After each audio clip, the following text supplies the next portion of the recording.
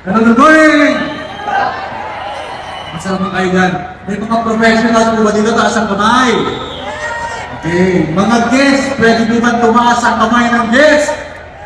Okay. Sino dito yung guests? Sino yung new distributors? Taas ang kamay. Sino dito yung kahit na anong sabihin ko, hindi talaga magtataas ng kamay? Okay, good morning sa inyo lahat. So ako po si Attorney Drew Magturo. Kwentuhan lang. So, Magturo po ang apelido ko. Kasi po, nananalaytay sa dugo ko ang Magturo. Naniwala mo ba kayo? Kung hindi ako nagturo habang kinukuha, isusumpa ako ng aming mga ninuno. Ngayong gabing ito, okay, ay tuturo ko sa inyo kung paano ba magdesisyon sa ganitong klase ng negosyo.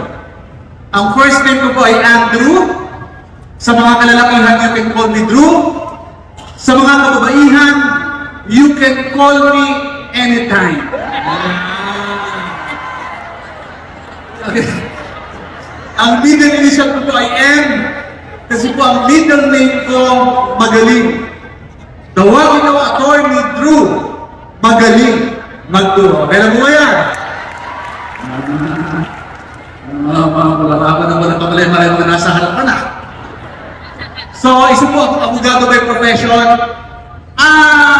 Tulungan ko na kayo kung ano ba ang dulo ng aking sharing.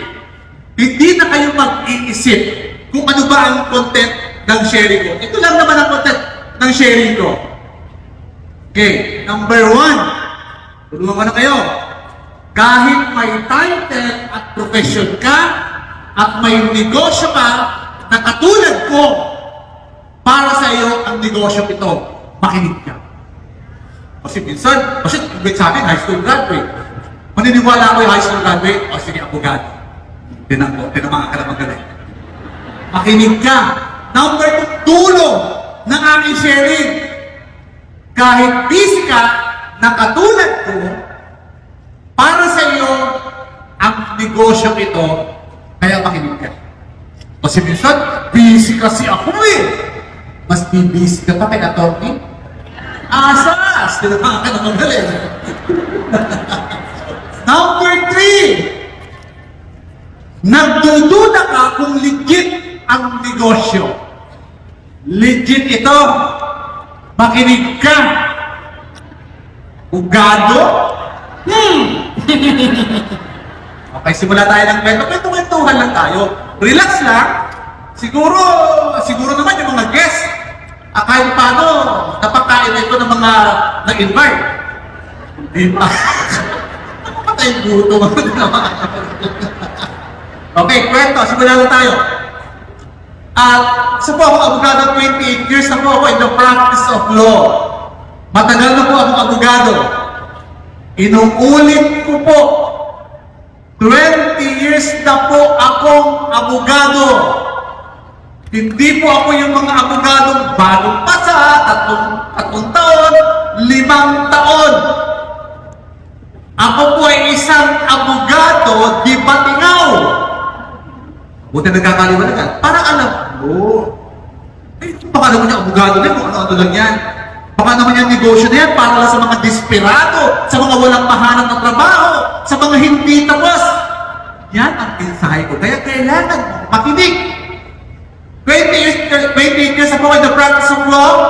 First 3 years ko po, corporate lawyer po ako sa Makati.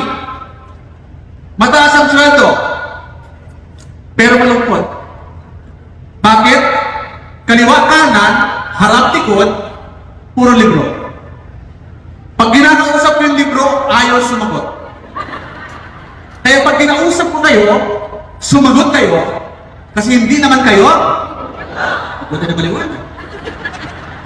Pag sinabing corporate lawyer, ito yung pinakamataas na sanay na pagiging abogado. Kasi bakit? Kumpanya ang ipapasweldo. Name your price based qualification. At alam ko po, 2 lang ang qualification ng corporate lawyer. Number 1, dapat matalino ka.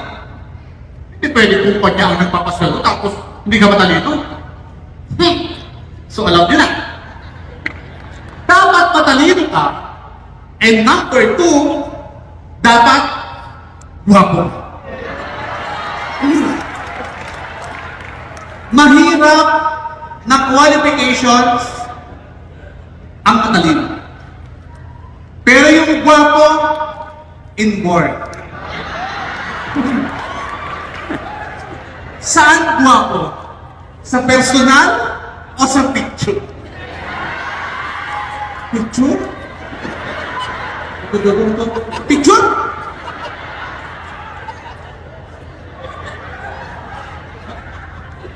Matagal-tagal na lumipas, no?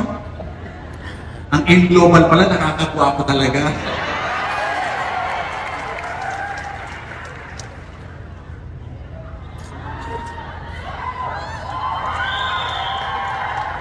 After 3 years na corporate lawyer, 3 years na po ako sa isang malaking real estate company na pagmamayari ng dating senador.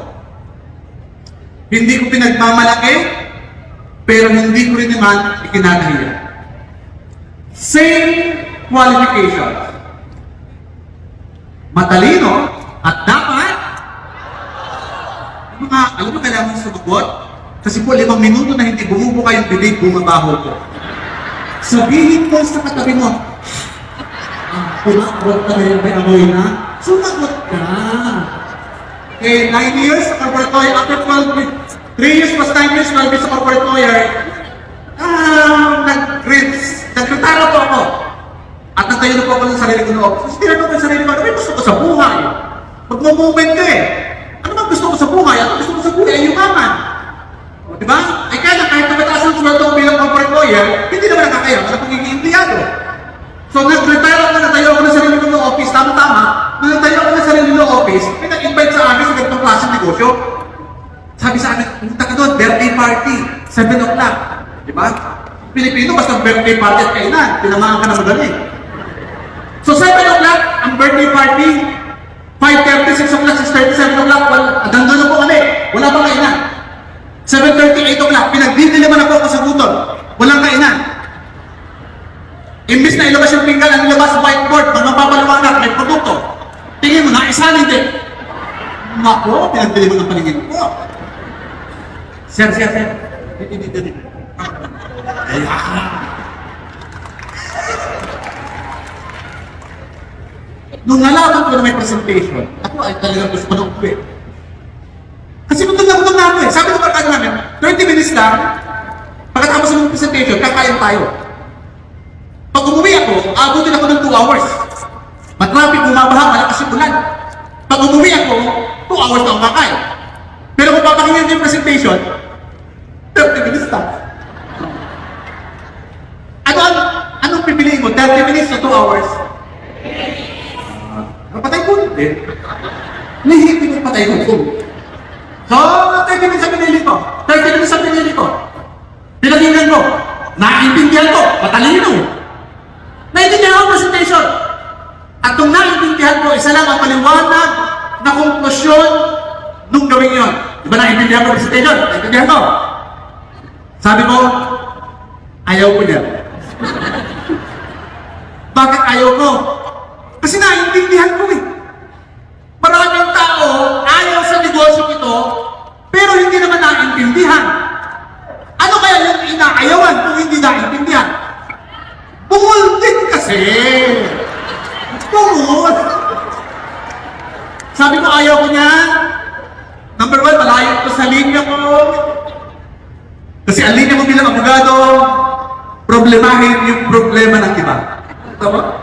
Ang hirap ng trabaho namin. Problemahin ang problema ng iba. Pero bago mo problemahin ang problema mo, dapat meron kang mga 300,000 pesos. Acceptance fee. Before I accept your case, you have to pay me first. Kasi acceptance. Pagtanggap, kailangan bayad ka muna. Oh. Meron wala? Wala. Doon pa sa mga libre. Sa mga mahihirap, magpastupa, public attorney's office. Libre. Pero dahil libre, huwag kang umasap may panalo. Kung ayoko niya, number 2, bilang abogado, mahilig ako sa ebidensya. Di ba? Girl! Parang nag-stress nila, bakit ang gwapo niya? Actually ko yung igugwapo ko next month, ginamit ko na ngayon. Advance na ito.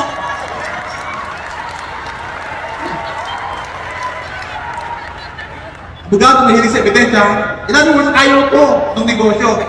Kaya na siyempre, ayaw ko ng negosyo, kasama ko yung asawa ko. Ilang minutes din? Nasa intro pa lang ako, 10 minutes na. Okay. Sabi ko, ayaw ko niya, kaya kasama ko yung asawa ko. Kasama ko yung asawa ko. Ayaw ko, gusto ng asawa ko. Oh, ayaw ko, gusto ng asawa ko. Sino nasusunod sa bahay? Lalaki o babae? Lalaki. Babae. Lalaki. Ayaw ko, gusto ng asawa ko. Di sinunod ko yung asawa ko. Tama? Kasi wala kami sa bahay ko. Nasa bahay kami ng magdadalahan ka, tama? Yung asawa ko po ay isang judge. Susunod din hindi. May warang na para sa kapag hindi ka sumalag.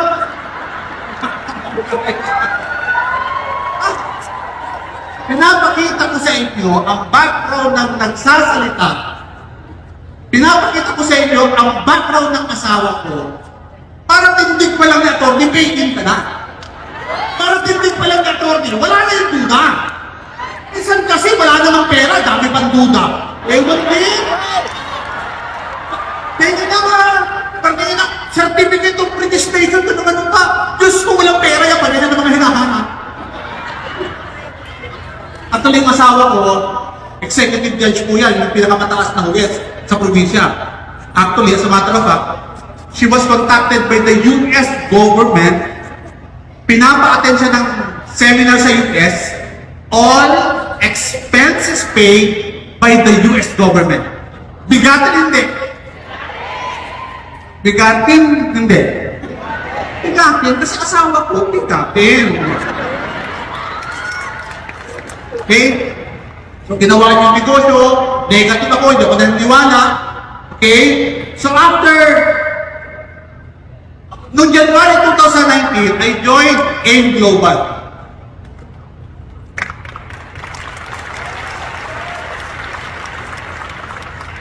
I joined Alliance and Coffee Global. After 2 weeks, ako po ay naging Gold Executive Awardee. Doing the business part-time. January, sumali ako, may announcement, next February, kick-off training yun, January. Next February, meron tayong kick-off training kung saan na-awardan. Meron tayong Silver Executive and Gold Executive na awardan. That's January in-announce. Sabi ko, ano ba requirements ng Silver Executive and Gold Executive? So I comply. After 2 weeks, naging Gold Executive po ako. One of the fastest Gold Executive awardees sa buong kumpanya. After 2 months of doing the business, I earned my first million. Okay? Nung in-award ako ng Gold Executive Award, sabi sa akin, ano ba yung requirements para maging millionaires club? Sabi, 850,000. Tumawag si Upline. Tony, pwede bang magiging millionaires club member ka ba by July? Sabi ko, Line, okay na ako. Tapos na ako, 850 na ako. Okay? Kasi alam ko ang requirements. Ang resulta ay hindi na-achieve by accident. Ang resulta, sinasadya. Alam mo kung bakit ako nag-active sa ganitong klaseng negosyo? Kasi nakita ko mga kumikita hindi tapos. Tricycle driver, janitor. Sabi ko, kaya ko yan. Hindi pwede sila lang kumikita, napapagado, napapakahirap ako. Bakit ako papayag? Kung kayo papayag, ay, ako bahala kayo sa buhay niyo. Basta ako, hindi ako papayag, mas magaling ako dyan. So, habang tayo ko talaga, first lesson ko talaga, talagang tiwala ako sa sarili ko. Tiwala talaga ako sa sarili ko. Okay, noong 2018 ako po ang Rookie of the Year. I was one sa Rookie of the Year. Ako po ay naging top 9, top 18. Nung nag-pre-launch po ang OBI, ako po ay top 20, top 6, top 200, top 500 ng company, doing the business part-time. Bakit part-time? Parang kaya ko eh. Mabira naman. May tawag ba dito wala? Abogado.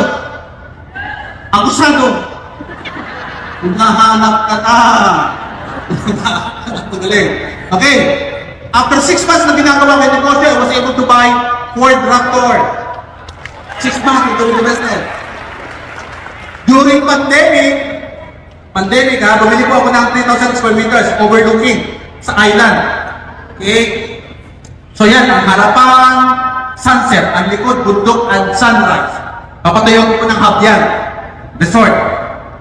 Okay? Papatayo ko ng hub. Kalahati, Malabali, Indonesia, kalahati, Santorini, Greece. Para pag yung mga onliner ko, walang production, tulad ko na lang sa bangin. Ang dami pa evaluation, wala akong ginagawa. Kung ba't pala doon? Mga nagtalin. Okay, April 2022, niregaluhan ko po yung sarili ko ng Mercedes-Benz. Mercedes-Benz. Okay po ba yan? Hindi ko naman pangarap ang Mercedes-Benz eh. Kasi nung bata pa ako, nakikita ko ng drive ng mga Mercedes-Benz. Matatanda, kindness. Hindi pala. Ang Mercedes-Benz pala, pwede rin manawin ng mga bata at guwapong tulad ko. Walang susi. Bubulong mo ng bukas. Bukas.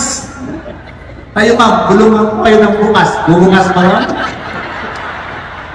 Okay. January 2023 last year, bumili pa ako ng lote. Okay, 300 square meters sa Mission Hill sa Navila, Antipolo. It's a premier subdivision in the East. Okay, so paminsan-minsan nagkakape ang inyong likod. Nagkakape ang likod saan? Sa Starbucks. Yung Starbucks po ay nasa Hollywood, California. California. Saan pa ako nagkakape-kape? Sa Japan. Saan pa ako nagkakape-kape sa South Korea? Saan pa ako nagkakape-kape sa Spain? Gusto niyo ba magkape-kape sa Spain? Saan pa ako nagkakape-kape sa France? Saan pa ako nagkakape-kape sa Italy? By the way, I would like to recognize my direct coach, direct downline from Italy, from Italy. Pinaka-attend talaga dito. Stand-up coach Marivic. Hindi ba si Coach Marivic? Diba? Ayan. Tayo ka Coach Marivic. Ayan, galing pa Italy. Sabi ko, umattend ka. Pag hindi ka umattend, ako, magkakalantan tayo. Actually, yung ganitong event, it's a test of commitment to your downline. Pag sinabi mong may event, umattend ka, ang daming dahilan, alam mo na, basa mo na. Saan pa ako nakakapi-kapi? Sa Rome, Italy. Saan pa ako nakakapi-kapi? Sa Athens, Greece. Okay lang ba? Nakakapi-kapi. Saan pa ako nakakapi-kapi? Sa Santorini, Greece. Okay lang ba? Nakakapi-kapi? Saan pa ako nakakapi-kapi? Sa London. Saan pa ako nakakapi-kapi? Sa Scotland. Alam nyo, huwag kayo magtabi sa Starbucks, huwag kayo magtabi sa Coffee Bean. If I were you, magtabi po kayo sa mga mamahaling hotel. Magtabi kayo sa mamahaling hotel kasi ang binabayaran mo doon, yung obserbahan mo kung paano gumalaw yung mga mayayaman, paano gumalaw yung mga negosyante, paano sila umorder sa waiter, paano yung kanilang diction, yung tonality, paano sila makipag-handshake, doon kayo. Kasi very inspiring magkape sa hotel. Maliwanag! Results in 5 years. Ford Raptor, Mercedes-Benz, Gandang Lote, and travel. Tandaan nyo lang, negosyo mo ang pinasok nyo. Pag negosyo, minsan malaki ang kita, minsan maliit ang kita. Minsan walang kita, minsan merong kita. Negosyo. Yung mga nagdito, na nagsasalita, mga malalaki ang kita, mga applies nyo, dati rin niyang walang kita. Kayo, na walang kita, darating ang panahon, magkakamerong benefit. It's a cycle. It's a process na minsan may kita, minsan wala. Minsan maliit ang kita, minsan malaki ang kita. At kung ikaw dati malaki ang kita, ngayon konti na lang ang kita mo, hintayin mo lang kasi lalaki din yan. Kaya kayo ng mga uplines, pag ang downline nyo malaki ang kita at humina ang kita, konting tapik lang yan. Yung mga iba nga walang kita, umalis na eh. Huwag ka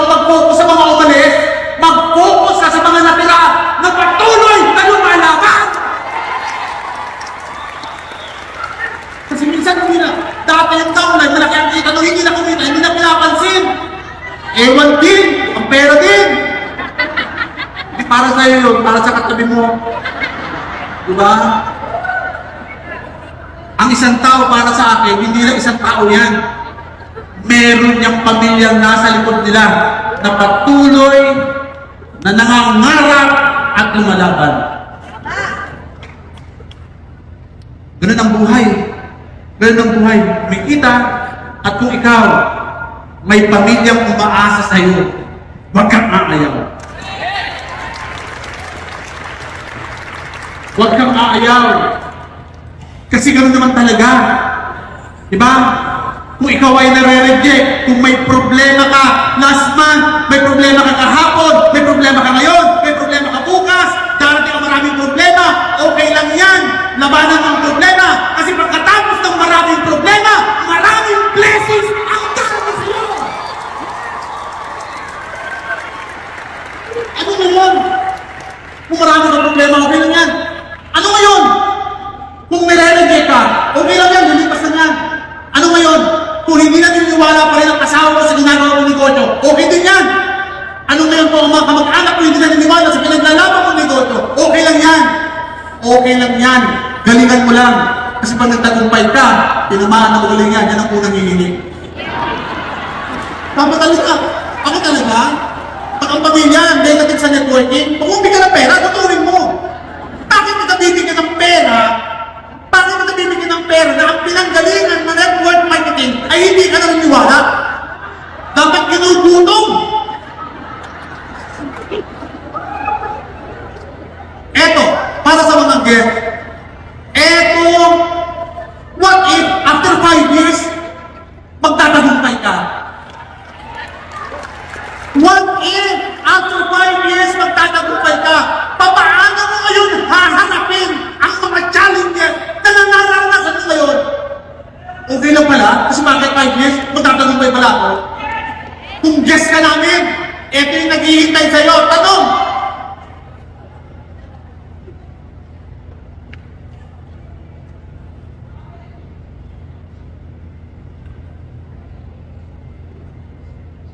Kung guest ka namin, tanong, malaki ba yung 18,999? Ang kapalit, magandang buhay?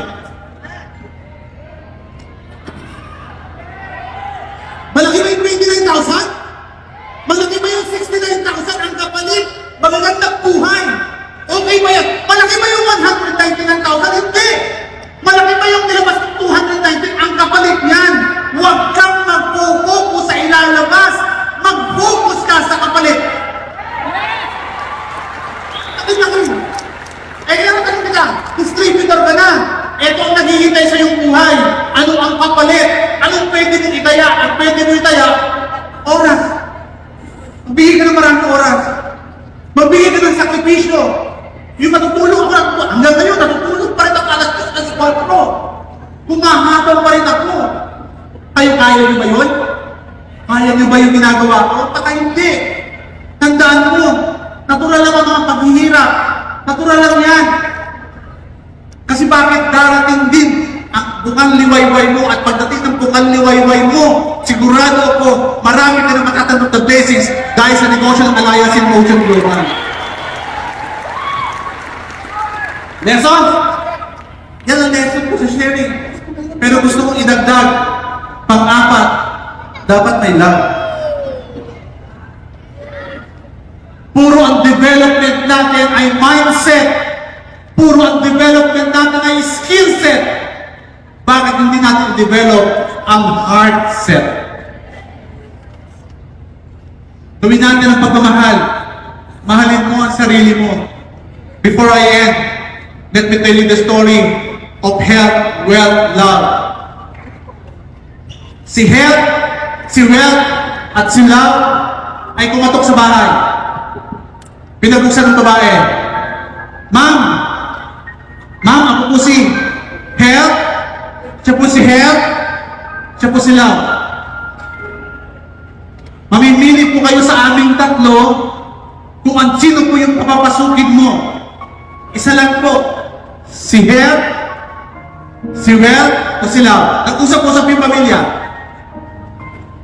Sabi ng babae, ang papasukin natin ay si health para malusog tayong lahat.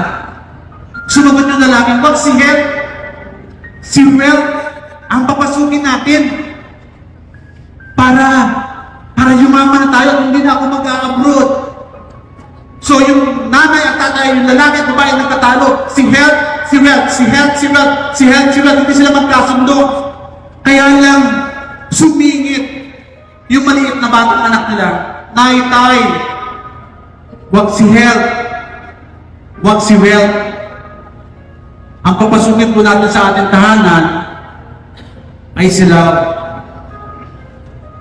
So nagdesisyon silang lahat na ang papasukin ay sila. Nung pinapasok nila sila, nagsunuran si health at si wealth. Sabi niya, sandali. Kala ko ba, isa lang ang papasok? Bakit kayong lahat ay pumasok? Alam mo sabi ni health? Alam niyo po ma'am, kung ako lang po ang pinili niyo na papasok sa inyong tahanan, ako lang po ang papasok. Kung si wealth lang po ang pinili niyo, si wealth lang po ang papasok. Pero dahil po pinili niyo sila, kami lahat po ay papasok.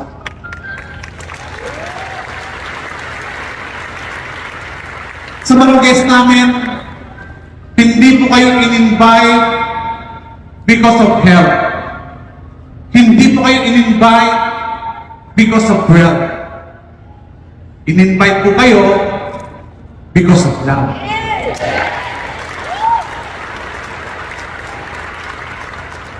Alam niyo po,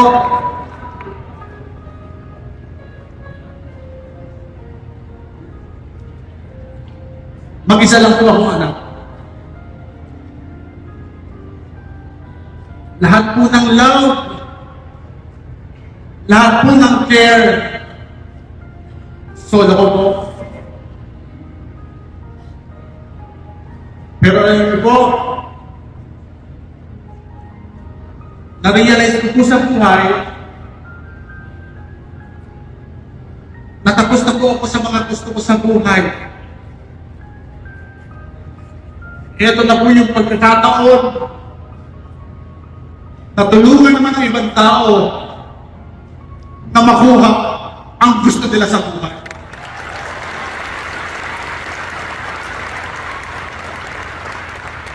Pero bago ka magbigay ng love, dapat mahal mo muna yung sarili mo. You cannot share love what you do not have. Saka mo magbigay ng pag-ibig. Ibigin mo muna ang sarili mo. At pagkatapos yan, pwede mo nang ibigin ang pamilya.